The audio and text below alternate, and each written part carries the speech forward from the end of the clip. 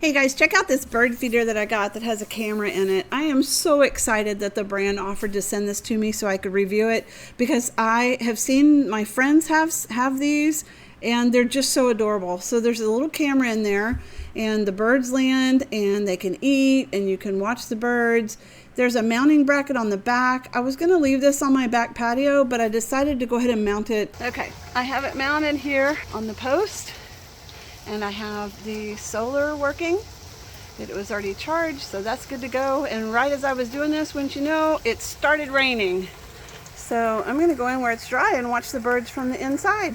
I love this. There's an app and you have different options to purchase cloud storage so that you can save the videos. But the app will notify you every time there's a motion, and then the bird identifier will tell you what type of bird it is. We've had a tufted titmouse, there was a Carolina wren, a black-capped chickadee, and I'm so excited to continue watching these today.